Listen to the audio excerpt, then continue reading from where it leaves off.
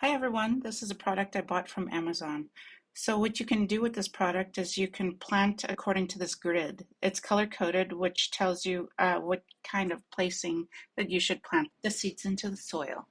If you are interested, I will share the link in the description below. If you aren't interested, you can use your index finger and your pinky finger and make a grid like you're going to make a tic-tac-toe board.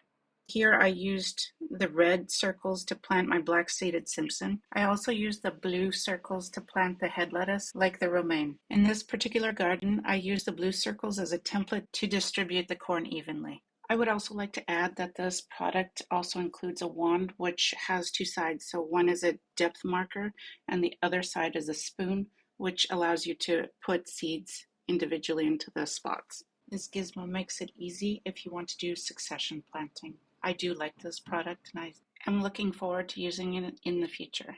Definitely give it a thumbs up.